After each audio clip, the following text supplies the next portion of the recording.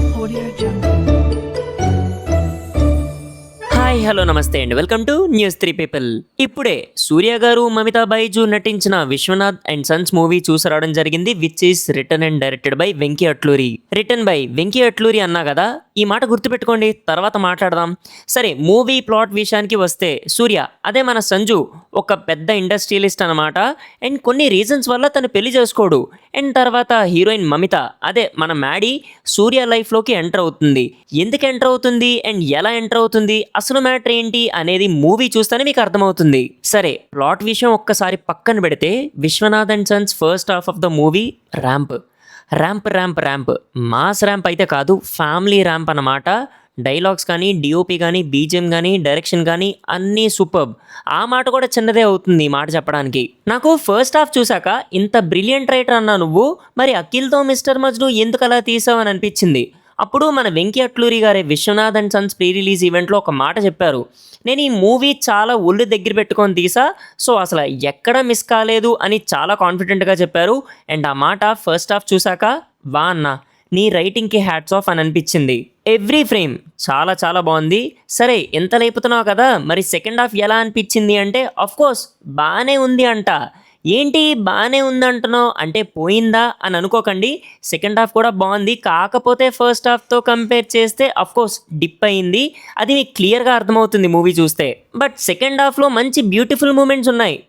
But first హాఫ్ని మళ్ళీ Venky redirect చేసినా కూడా అంత బాగా తీయలేడేమో అని అనిపించింది. ఎందుకంటే కొన్నిసార్లు మ్యాజిక్ జరుగుతుంది లాజిక్తో పని లేకుండా, సో అలా అనుకోండి. ఇంకా పర్ఫార్మెన్సెస్ విషయానికి వస్తే సినిమాకి ముందంతా నా గెస్ తప్పు కాకపోతే అంతా మమితా స్క్రీన్ ఆక్యుపై చేసేస్తుందిలే అని అనుకుని ఉంటారు, తప్పులేదు. కానీ సినిమా చూసి బయటికి వచ్చాక ఒకటే మైండ్లో రన్ అవుతుంది, సూర్య పర్ఫార్మెన్స్ యాజ్ సంజు. అసలు కొన్ని ఫ్రేమ్స్లో సూర్య పిచ్చ హ్యాండ్సమ్గా ఉన్నాడంటే నమ్మండి, పర్ఫార్మెన్స్ కూడా చాలా యాప్ట్ అండ్ పర్ఫెక్ట్గా సెట్ అయింది. ఇంకా చెప్పాలంటే ఈ రోల్కి సూర్యనే correct. We cannot replace or imagine someone else. అస్సలు వర్కౌట్ అవ్వదు. టైలర్ మేడ్ రోల్ అనేది అంటే ఇదే అనుకుంటా.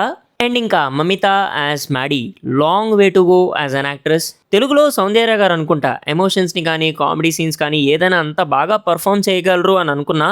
అండ్ ఇప్పుడు మమిత కూడా తను చాలా బాగా పర్ఫామ్ చేసింది. తన కెరియర్లో మంచి హిట్స్ వస్తాయో లేదో నేను చెప్పలేను, కానీ తను మాత్రం మంచి యాక్ట్రెస్ అనే పేరు మాత్రం తెచ్చుకుంటుంది అని అనిపిస్తుంది. తను అంత బాగా పర్ఫామ్ చేసింది. అండ్ ఇంకా రెస్ట్ ఆఫ్ ద క్యాస్ట్లో ఇంకొక మెన్షన్ కూడా ఉంది, ఆవిడే రాధిక గారు as Surya's mother, perfect choice. And ఆవిడ పర్ఫార్మెన్స్ కూడా సూపర్బ్. సరే, ఇంకా పర్ఫార్మెన్సెస్ సంగతి పక్కన పెడితే స్టార్టింగ్లో ఒక మాట అన్నా కదా, రైటింగ్ అన్నా కదా. రీసెంట్గా నేను బైక్ మీద వెళ్తూ రీసెంట్ టైమ్స్లో ఒక హ్యాపీ ఎంటర్టైన్మెంట్ ఇచ్చిన ఫిల్మ్స్ ఎందుకు రావట్లేదు, ఫర్ ఎగ్జాంపుల్ నువ్వు నాకు నచ్చావు, ఆ సినిమా ఎన్నిసార్లు చూసుంటాం మనం చెప్పండి, అలాంటి హ్యాపీయెస్ట్ ఫిల్మ్స్ ఎందుకు రావట్లేదు అని అనుకున్నా. అండ్ అలాంటి రైటర్స్ లేరా మన టాలీవుడ్లో అని కూడా అనుకున్నా. అండ్ సర్ప్రైజింగ్లీ ఈ మూవీ ఫస్ట్ హాఫ్ అంత బాగుంది.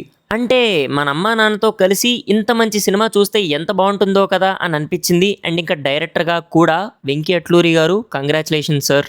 ఇంకా మూవీ డిఓపిగా చేసిన నిమిష్ రవి గారు సినిమాని మీ కళ్ళతో చాలా బాగా ప్రజెంట్ చేశారు. Every frame is worth because of your work sir. And ఇంకా finally GV Prakash BGM for every scene. ఇలాంటి సినిమాల్లో కష్టం బీజిఎం చేయడం అని నా ఫీలింగ్. ఎందుకంటే సీన్ని డివైడ్ చేసి సీరియస్నెస్లో నుంచి కామెడీ టోన్కి షిఫ్ట్ అయ్యే ప్రతి మూమెంట్ని కాంప్లిమెంట్ చేస్తూ బీజిఎం చేయడం టఫ్. బట్ చాలా హ్యాపీ మూమెంట్స్ని మనం మూవీలో ఎంజాయ్ చేయడానికి ఇంకొక బ్యూటిఫుల్ రీజన్ జీవి ప్రకాష్ గారి బీజిఎం.